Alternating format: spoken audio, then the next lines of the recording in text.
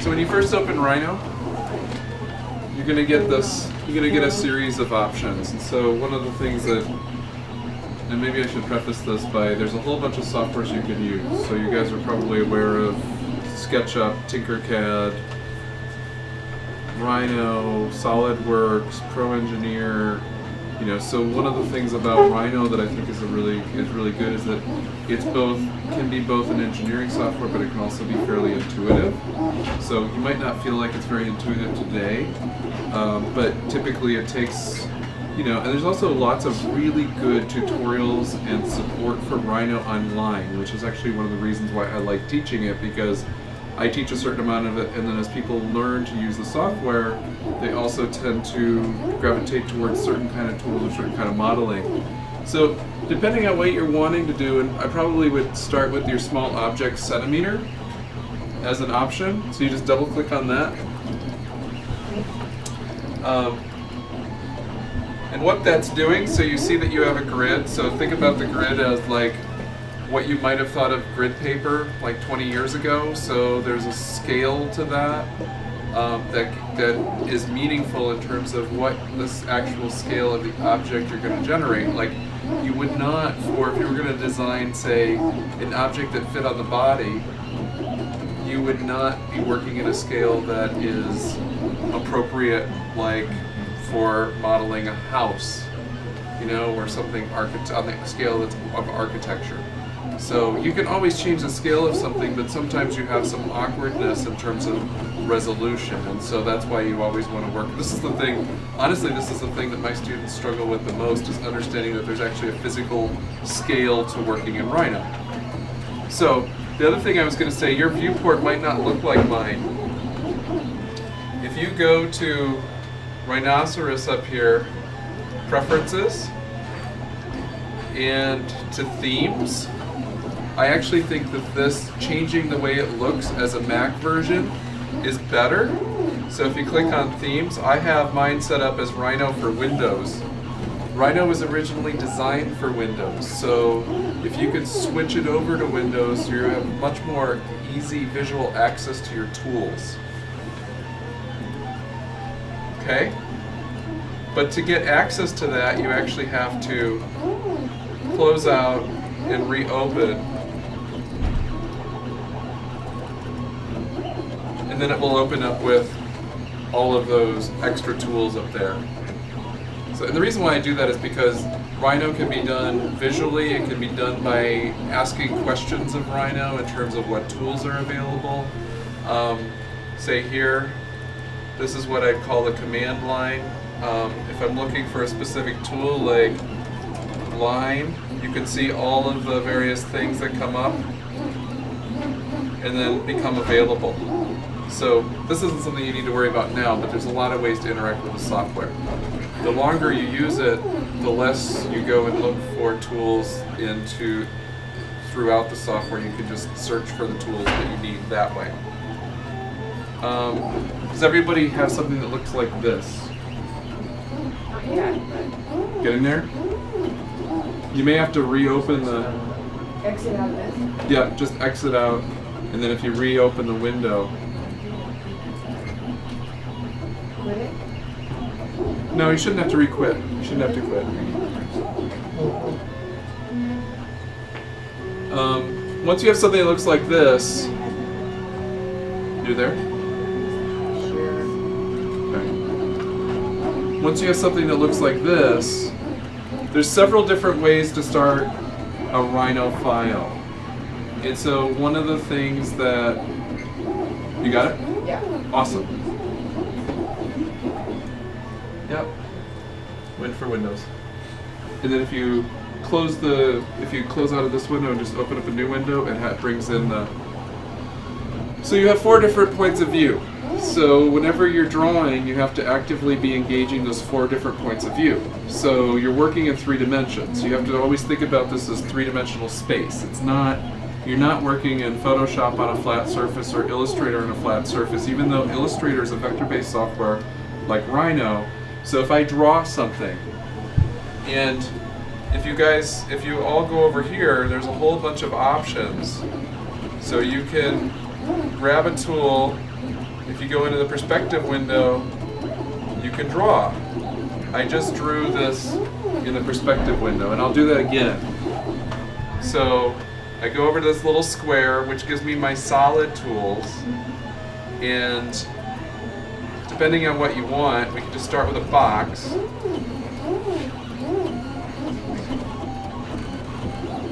I'm going to go to my perspective window, and I'm going to build a box. And to be totally honest with you, if you've never worked in 3D modeling before, it's really humbling.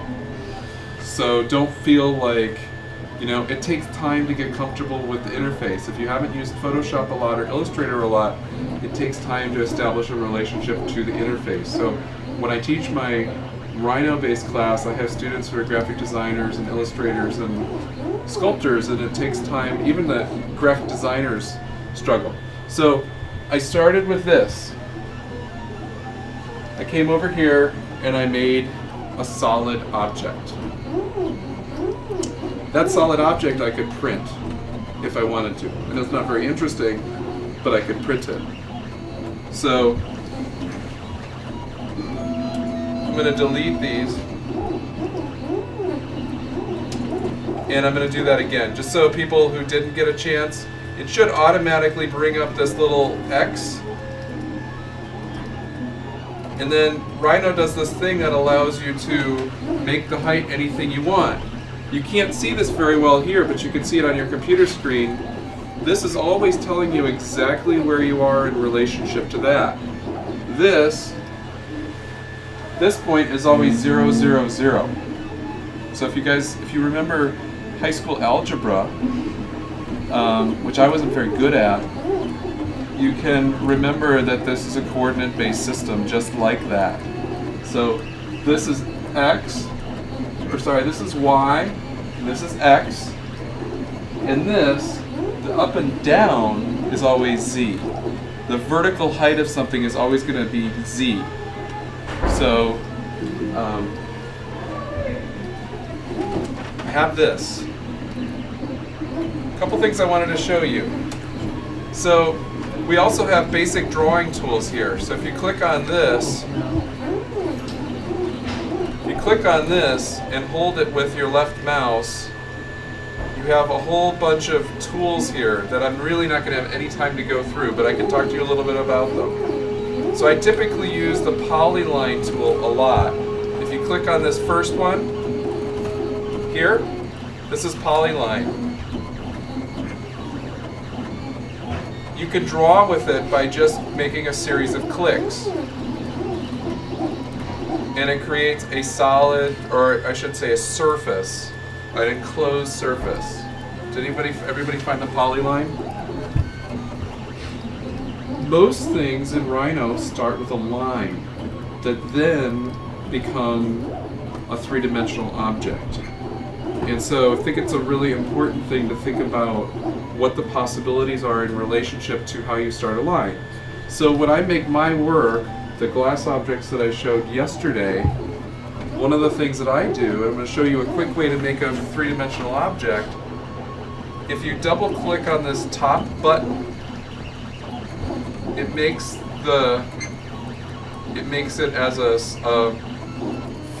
it focus just on that window. So double click on that. So the way that I make my work is I will draw on the grid as an example, and then when you hit return, it stops the line. If I pre-select that, I go up to surface, revolve. I'm revolving a line around a certain access point, and I hit return twice. I have a three-dimensional object. And that can be proven by going over to the perspective window and seeing it as a three-dimensional object. You're rarely actually going to draw in the perspective window. You're going to draw in the top view or the side view. Perspective window is really deceiving in terms of ways of drawing. So anyway, so here I have this object. I still have the original line I used, and basically I just revolved it around this access point. Does that make sense? I can do that again. So, I have this line that I drew using this tool here, but I have all these choices, but I start with this tool.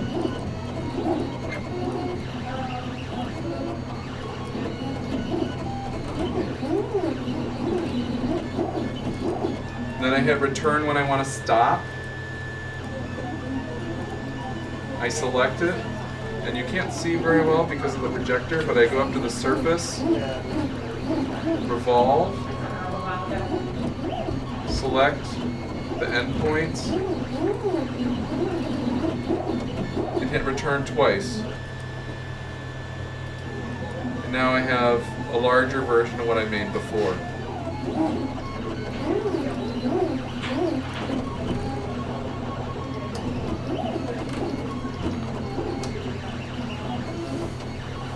I wanted to show you how to do a couple of little things because I want to try to print something that we make today, even if it's the thing I'm making. It's not going to necessarily be super exciting, but it'll be an opportunity to kind of see what the possibilities are. So if you'd use the drawing tool, polyline drawing tool, and just make a really strange but closed shape, you can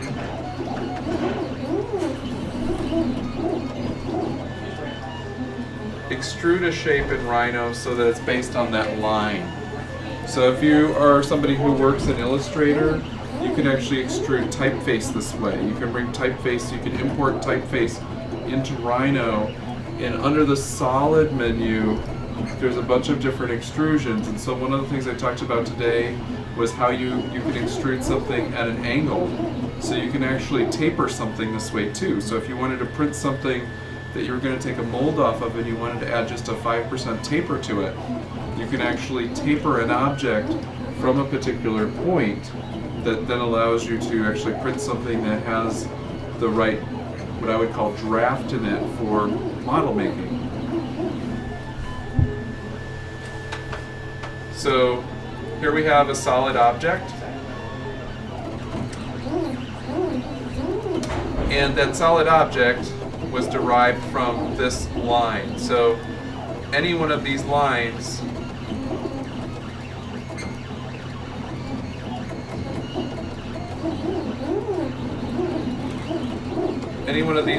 can then be used to create a solid object. So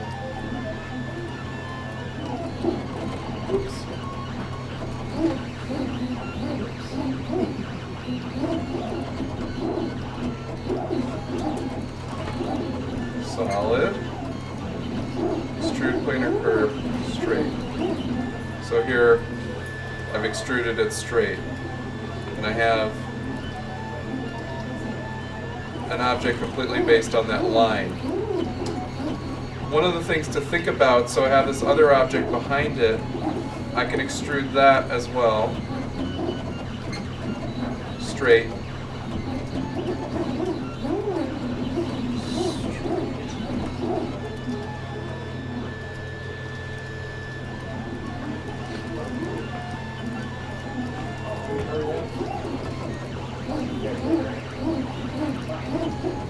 I can put them in relationship to one another, and this might be a little hard to see, but they're actually touching.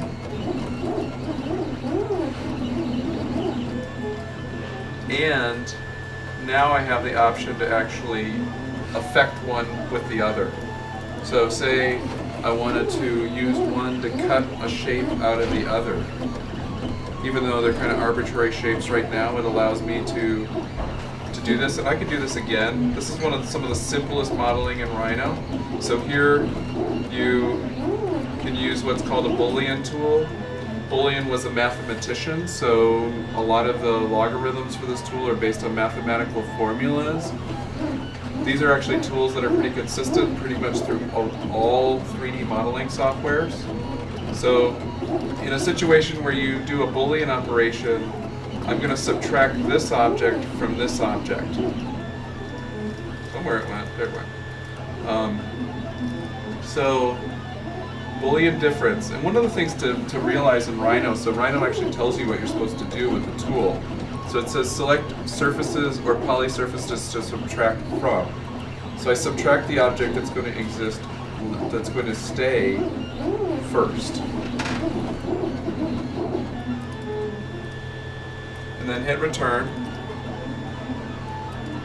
And then you hit return. And then you get an object that has some relationship where the objects interacted. And I'm not used to this mouse. I was going to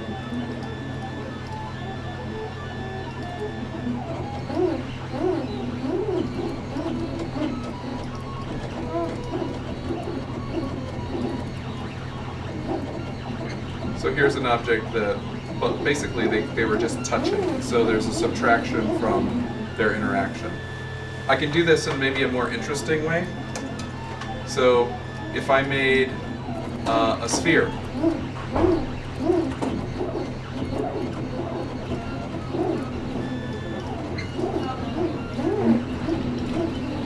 and so have these two spheres interacting in a way that creates some kind of relationship.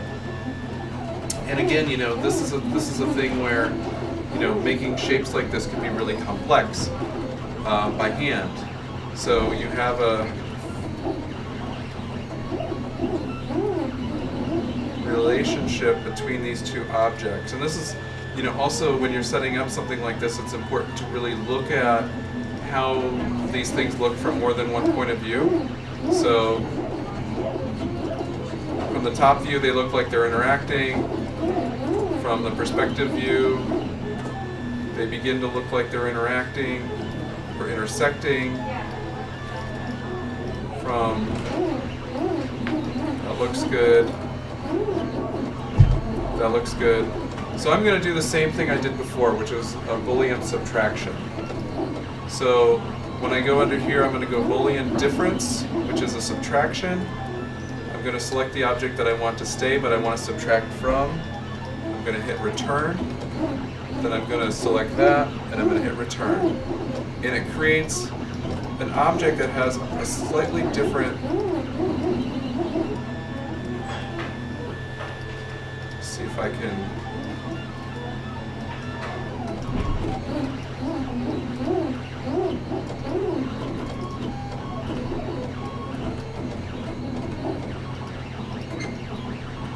So here you can see the relationship between the two objects. So one has been removed. And so several of the people I talked to today were interested in working formally and thinking about the relationship between shapes. I think that there's a lot of potential in terms of using this tool as a way of kind of exploring the potential of shapes. You can continue to affect this by adding additional shapes or removing additional shapes. So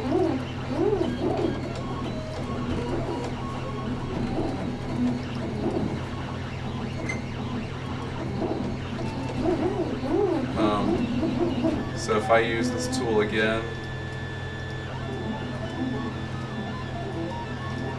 hit return, hit return. Oh, it's not even touching. So you see that? So this is actually pretty common. When you're working in Rhino, you think, oh, these two things are touching, but I wasn't actively engaging this space down here, which is something where I can see where they're actually not touching, but down here it looks like they're touching. So if I come down to this window and I grab it and I just move it over a little bit, and then I look down here to make sure they're interacting. It starts to look a little like the Death Star, I think, but I'm going to try a difference again. This is the object I want to keep. This is the object that I'm going to subtract, and then I have another. It's also a way of kind of dealing with, that's a really interesting shape, although I don't know that that could be made either in glass or printed. but it's also a way of deriving potentially some kind of surface pattern and texture. So when I walked in yesterday, Pat was teaching, sort of doing a demo about cold working, but it included, a series of spheres that were touching.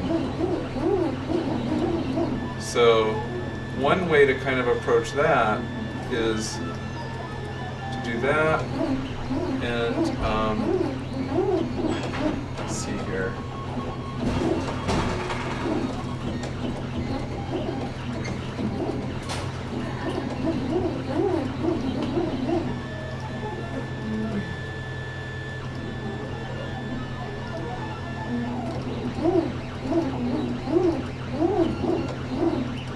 So I just made something based on a series of clones. So if I make the original, this is a little funny because of the proportion of this based on the projector, but if I make, and this can be used for solid objects or lines, but if I'm making a sphere, I can select that object and I go down just a little bit in this tool palette, and I have this, which is copy, and I can then select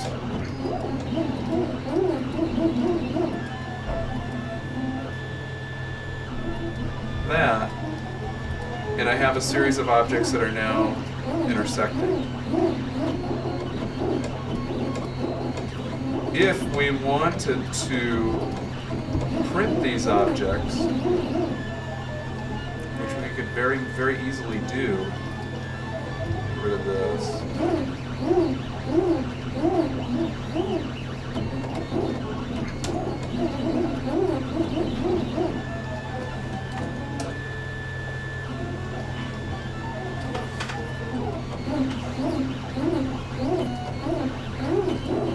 We could very easily do that.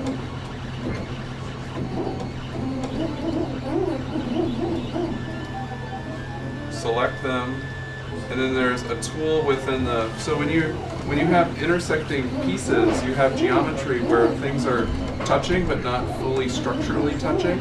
You can use something within the Boolean tool palette called union, and that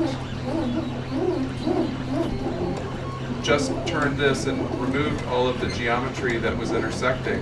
This is actually 3D print ready now. So it might be interesting to print it just as a small object. When I walked in and you guys were working on the demo yesterday, I was thinking a lot about how you could work on a series of compositions with Rhino in a really simple way this way, and as drawings, because obviously you can also shrink and manipulate these and stretch these and bend these and do a whole bunch of things to them. Should we output this and print it? Okay. So try. I don't think the makerware is on this. So if I can.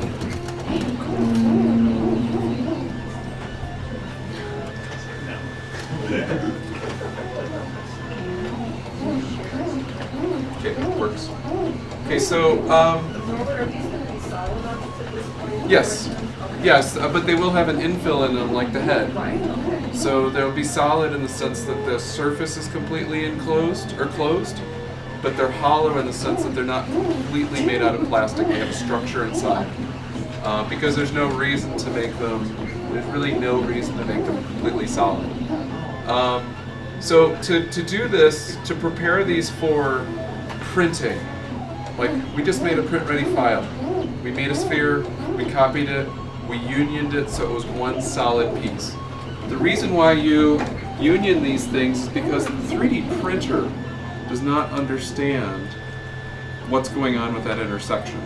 So it gets confused when it's trying to understand the slicing process in the software. And I know that I've gone through the software with the slicing software with several people, but so file, export, and if you look here, you have several different options. So You can export to, Adobe Illustrator, which I do quite a bit. You can export to a whole bunch of other 3D modeling softwares, to Google Earth as well. What we're looking for is stereolithography. And so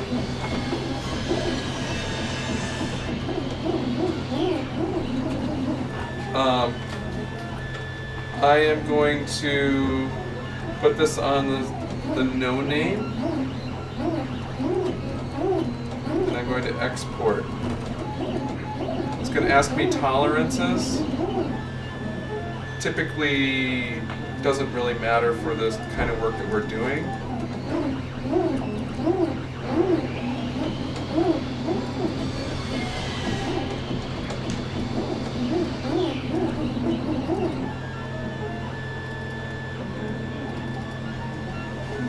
Just gonna check and see what's on here.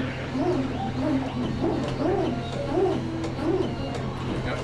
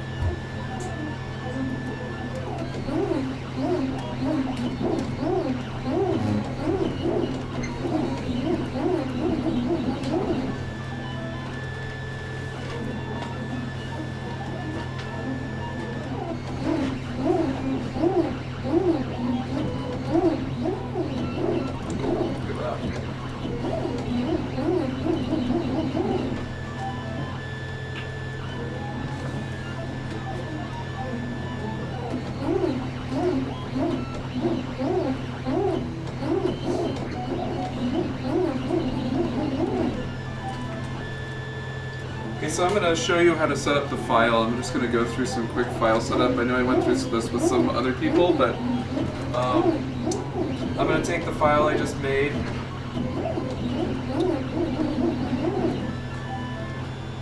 And I'm going to open up Makerware. I'm going to make sure we're set up for the correct device, which is the MakerBot 2, which is different than the file we just set up earlier. And so I'm going to add a file, just the spheres.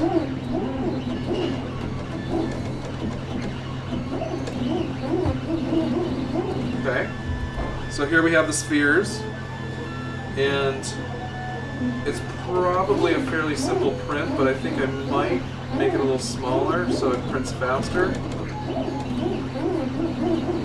And if I wanted to, I could rotate it because I think it's a little bit more efficient printing this direction. And if I wanted to, I could also copy it.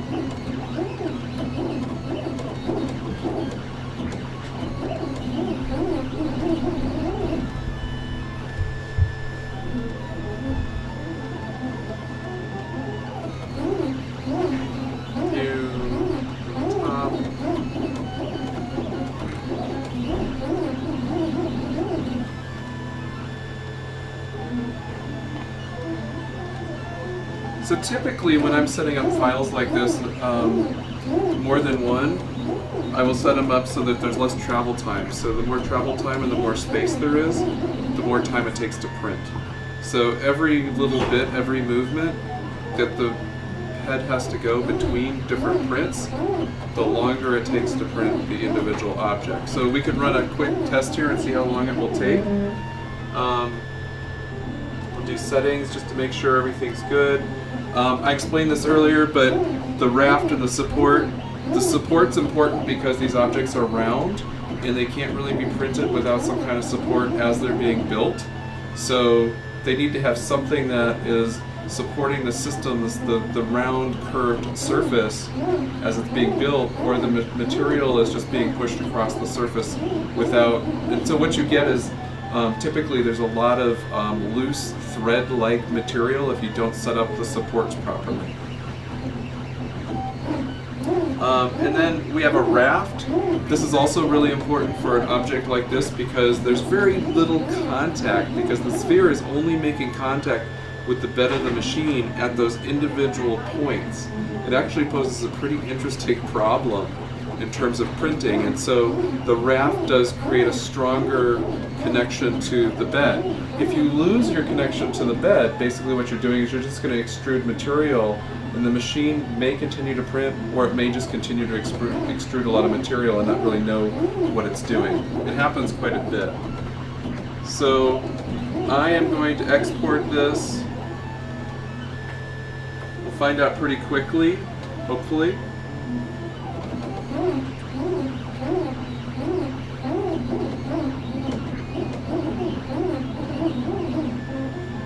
"38 minutes to print those two parts." So I think we should throw it on the machine and kind of see what happens.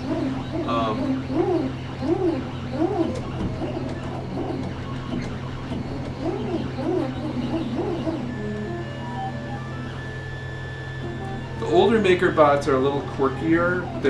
Because they run off of SD cards. The SD cards don't actually typically hold, or the older SD cards don't hold that much information. Sometimes you have to reformat the cards. I don't suspect we're going to run into that, but I always like to be prepared.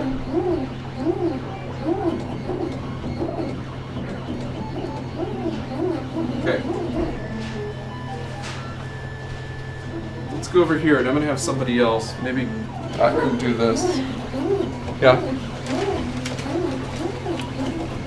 So you're looking for, well, you know how to live this, I'm sure. So down here, you want to build from SD card, and it's pointing at that, so just hit the M. Yep. And then the sphere's connected, that's it.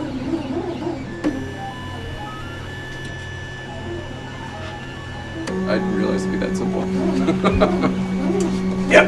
Anytime you need nice my help, job. just let me know. Nice job.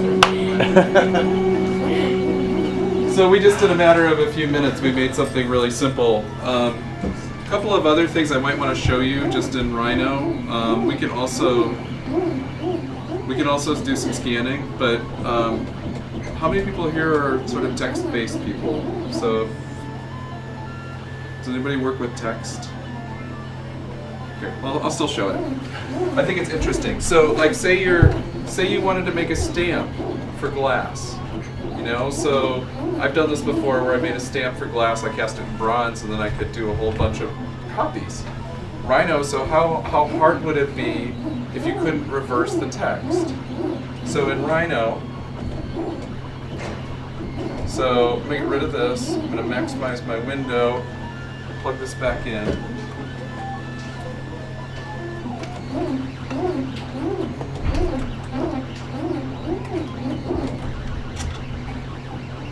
Have you ever used your 3D printed models to press in the sand for aluminum casting or sand casting? I haven't, but I've used them for resin bonded sand. And there's a project I could show you in Roberta that I did with my students where we actually just machined foam and made resin bonded sand molds directly off the foam, and then pulled the foam out and cast into it like pretty instantly. So there's yes. So yeah, the answer is yes, but not exactly that way. And I think it's very doable. So I'm going to delete this, and you have the text object tool in Rhino. So meaning you can create three-dimensional text that's actually an object, as opposed to text that is a surface. An object is something that can be printed. A surface is something, like I explained earlier today to several people, that has no thickness to it. So it's sort of like the way you might think about something in Photoshop or Illustrator, where really there's no thickness to the image, but to be able to print something in a physical way, you're going to have some kind of thickness to it. So now we're going to be talking over two printers, but that's okay. This one's almost done. So I'm gonna let Rhino be Rhino. The text height is 10 centimeters, which is probably taller than we want for relief. So I'm gonna say 1 centimeter, or sorry, text height 1 centimeter. Let's keep it 10. Thickness is 1 centimeter. So there's Rhino for you. And if we look at it, why did it just, somehow it just got much easier, the proportions of this window just get much easier to navigate. So we've got Rhino and it's a three-dimensional object. So we've got it there and it's a three-dimensional object. So what if I want to make this a stamp? I can draw something around it, which is just this, up here is just this rectangle tool. I showed you before, up here, it's all much better than it was before. I don't understand what I did, but solid, extrude planar curve. I'm going to go to a side view so I can see what's going on.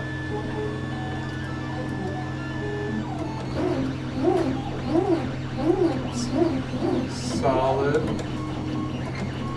extrude planar curve, straight. And I'm going to go just below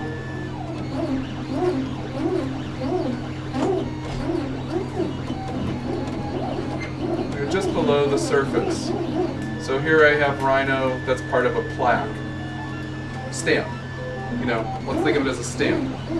So, but now it's positive, or now it's not in the negative. So Rhino has a really nice tool, and I like to do this in the top view. But Rhino has a really nice tool, so I can select that. You go under transformation, mirror,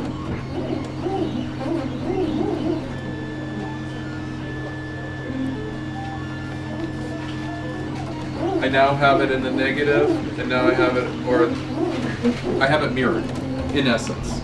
So if I were to cast this, then I have my text.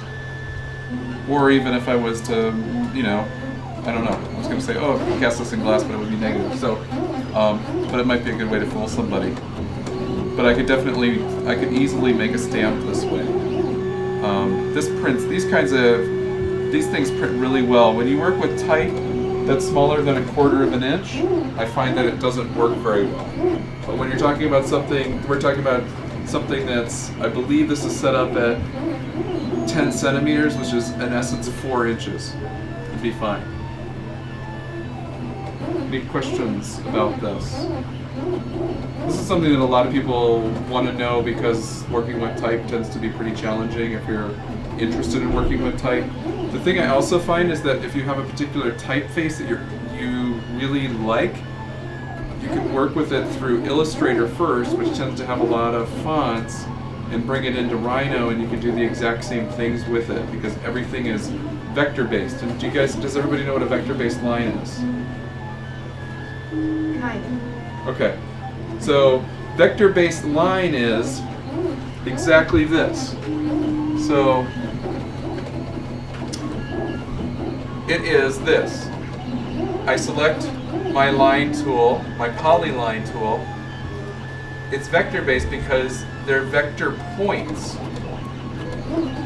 that are defining that line. Exact same thing in Illustrator. And so if you were to do something in Illustrator that you were then going to say laser cut, it would be laser cutting based on those points. It connects those points. A lot of people in Rhino will also draw something really quickly and then make the points so that you can edit those points.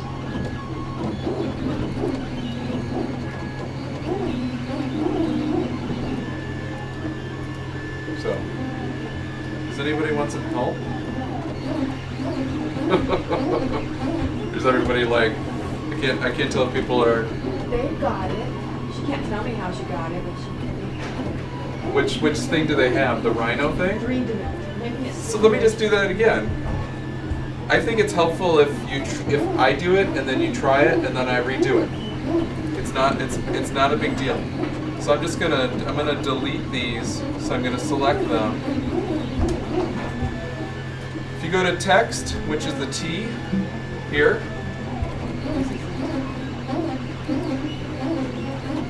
and you do have a choice. I prefer Helvetica, but you do have a choice of a lot of different typefaces. You're going to want solids. And it should be, as a standard, it should be set up for this. Is it printing okay over there? And then you have this here. You can then select it. And to select it, you basically left mouse click and then just pull your mouse over the object.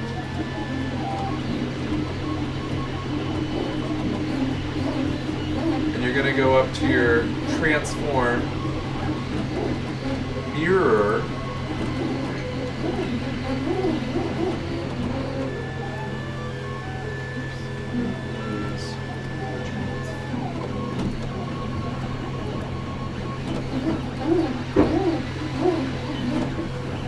So you go transform mirror, and the mirror tool, the result depends on where you click on it. So that's where I clicked very specifically on this corner because I wanted to mirror it exactly. If I click back here, I'll end up with something that's overlapping.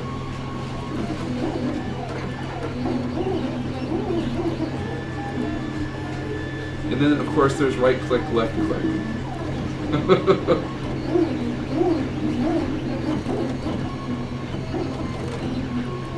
Did most people get to this place?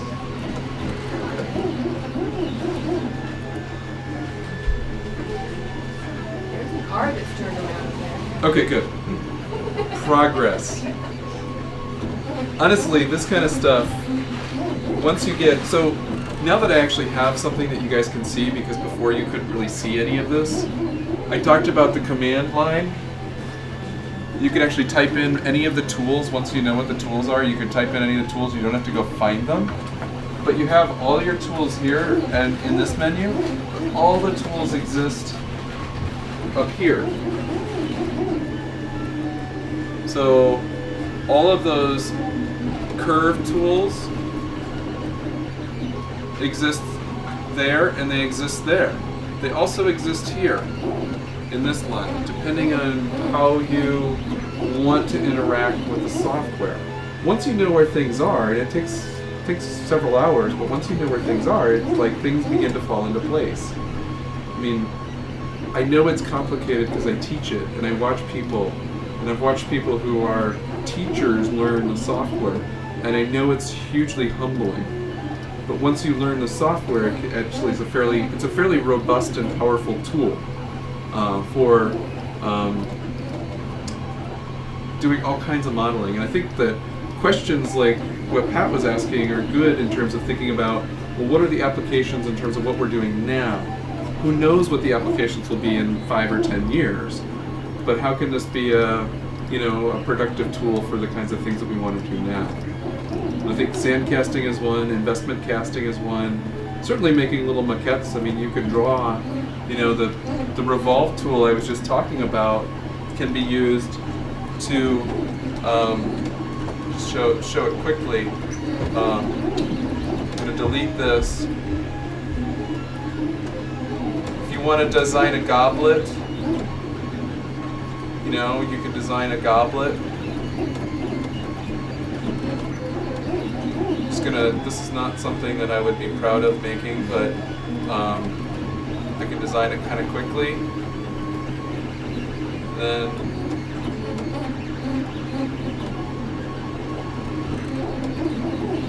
I hit return. and I can select it, and if you go under surface,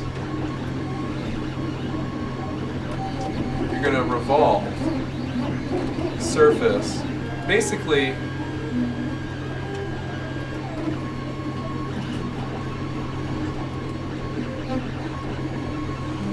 what you're doing is you're taking a line and revolving it around a certain axis point. So here I have something that then allows me to start talking about proportion of a form.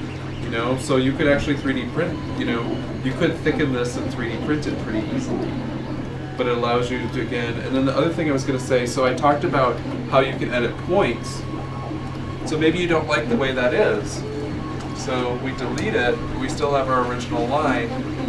We could go in and begin to manipulate these points. So we have something that's very different.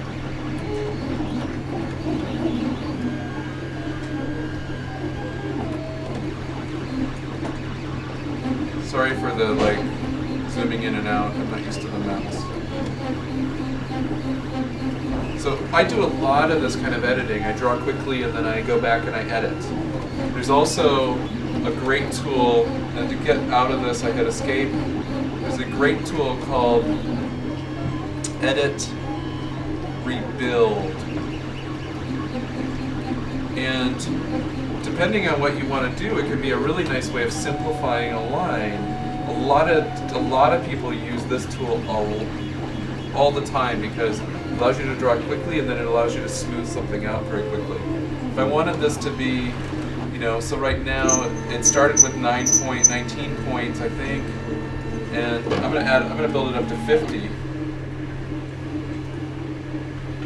If it's selected and then I go back to my point edit, which is this,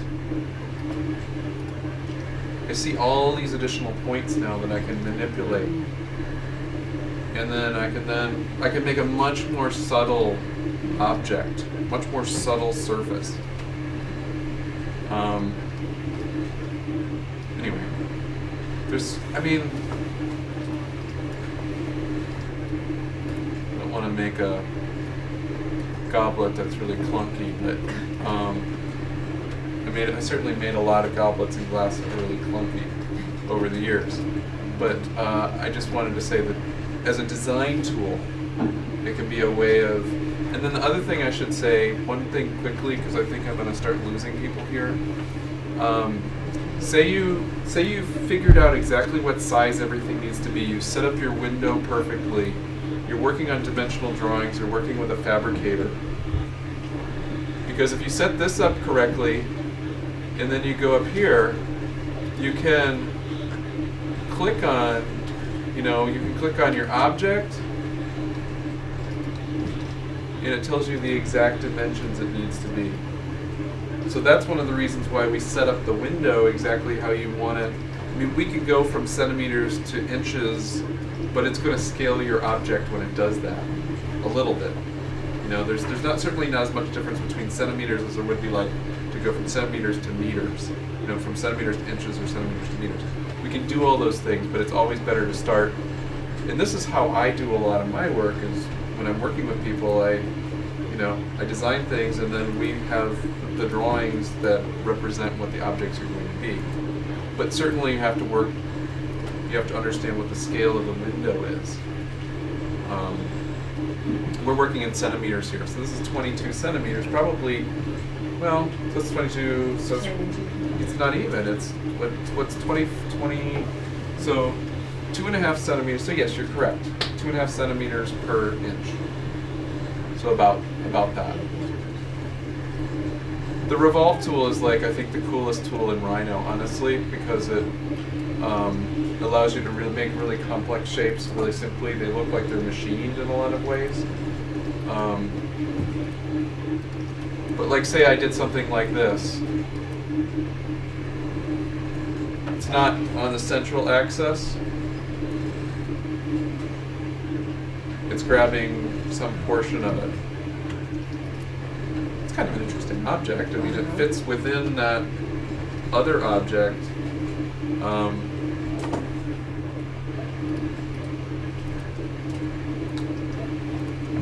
But typically you're probably going to want to do something that's a central axis. But again, not necessarily always. There's also a way to offset the sides of this piece. So like if you wanted it to be 1/8 of an inch, you could offset the wall thickness in 1/8 of an inch. So you have, or I guess if you're a really good glass blower, like 1/16 of an inch or something like that. So you could actually have the physical, and then you could take this into the rendering software and actually turn it into a glass based on the parameters of the rendering software. Are there particular things that you guys are interested in before I just continue to talk? Oh, we have this done. Christian's done. Why don't people come up here so I can show you how these actually get removed? Because there's not a lot of science to it.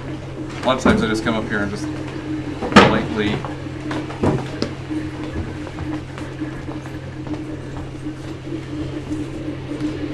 Go ahead. You guys can take a quick look before we do anything.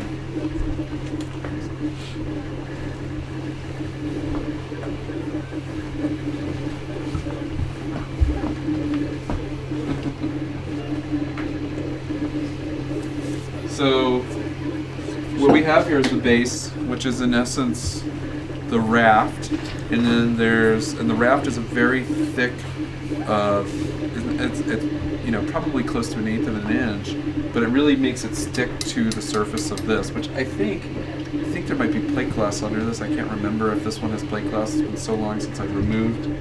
This one I don't. Like a plexiglass. Plexiglass. So in essence, like if this was an ABS plastic, like the machine that makes the ABS plastic is fully enclosed because the temperature range is really finite.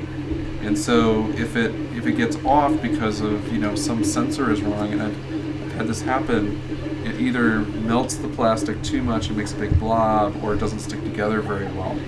Whereas the PLA is just a much more forgiving. Like these are great for studios because they can handle the dirt and they don't need to be enclosed. Although I know people who've started enclosing them. So you could just use a tool that starts lifting it up, and that's it. So, and that was just a really quick scan. So it's not. Yeah, that was pretty fast. Yeah, I mean, it wasn't really meant to be like I think if we weren't talking about so many other things, we could have gotten a really nice scan, and there was a little more room around us. But in terms of like, if you're an artist and you're interested in working with the figure or the body, I think that this is certainly, or portraiture, this is certainly a tool that can be used, and then you can also assemble lots of pieces in Rhino. You can assemble several scales in Rhino. You can draw your own figure on it. Yes, It takes some skill. Definitely takes some skill. There's definitely, like if you were interested in working figuratively, there are better softwares than Rhino for working figuratively. Rhino, like you can do it. I know people who've done it, but people who are typically really interested in, figurative work. That one won't work. We can print another one. That's right. It's a print.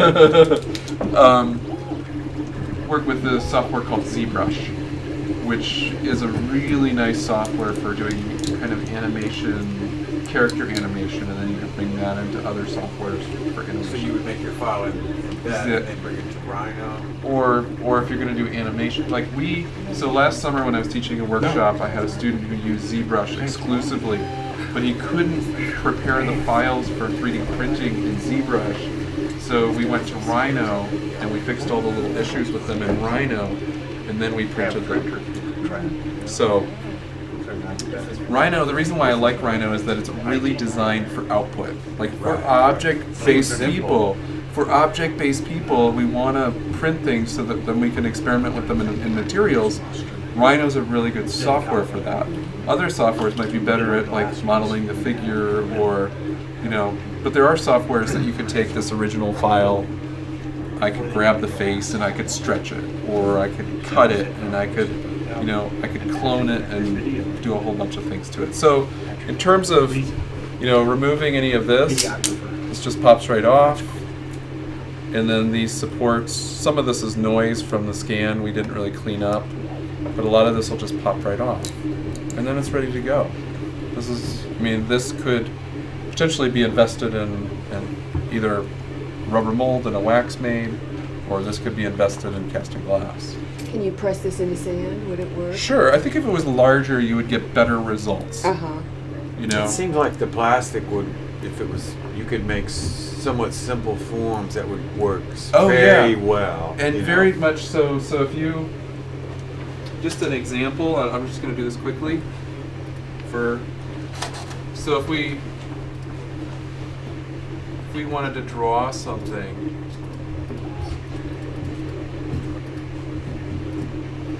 and I'm going to go back to another view. So here, and solid, and I've done this several times, so I don't think it's ever overly complex, but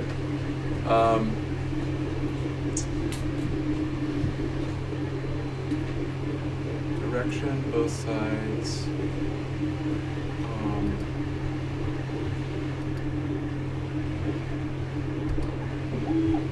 Let's see here.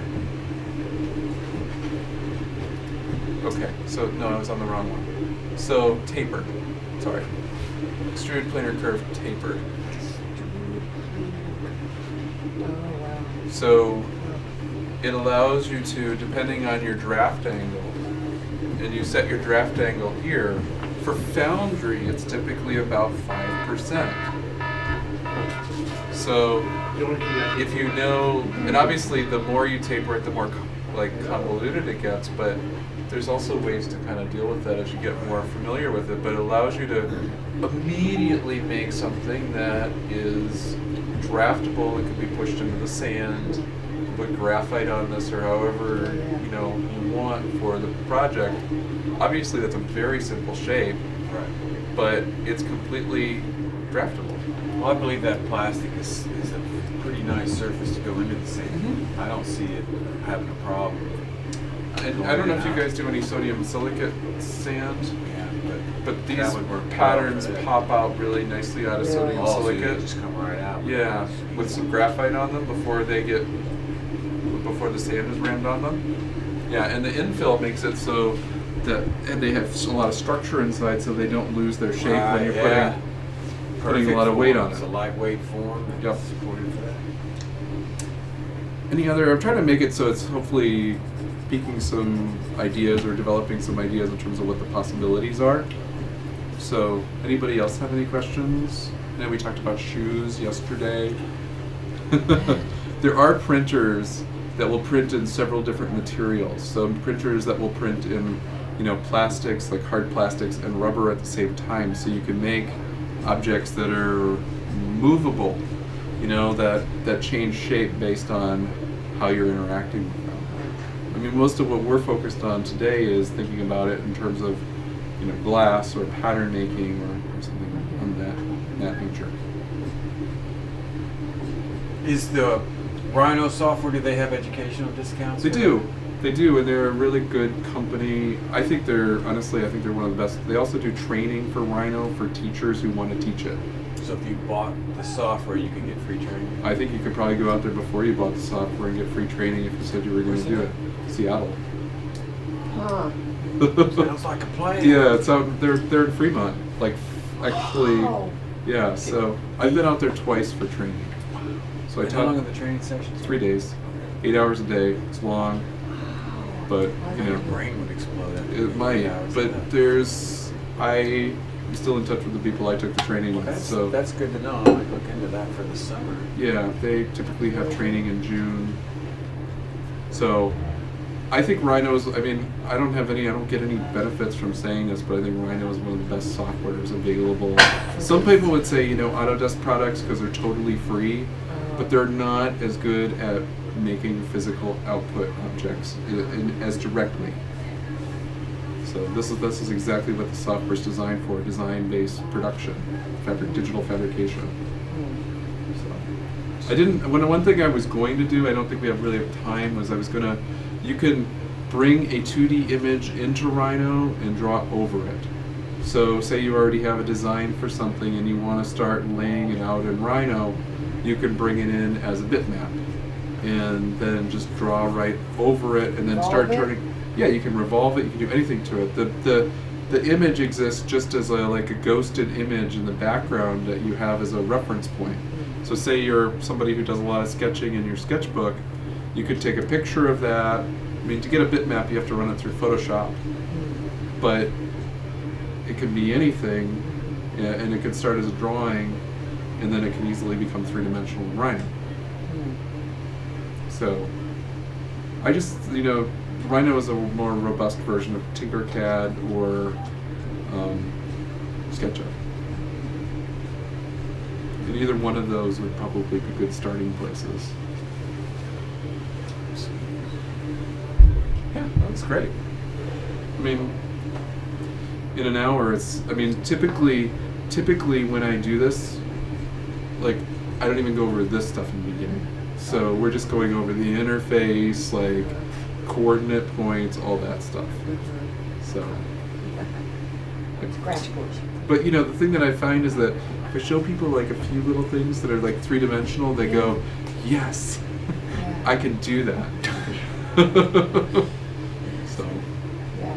And the other thing is there's so much training online now. It's actually like my students, I show them things and then they show me things that I've never seen. Wow. So, there's always like a lot of learning back and forth. It's not like I'm never like just the teacher when I'm teaching this stuff. I'm always the student, which is actually kind of refreshing. Yeah. Good. That's good.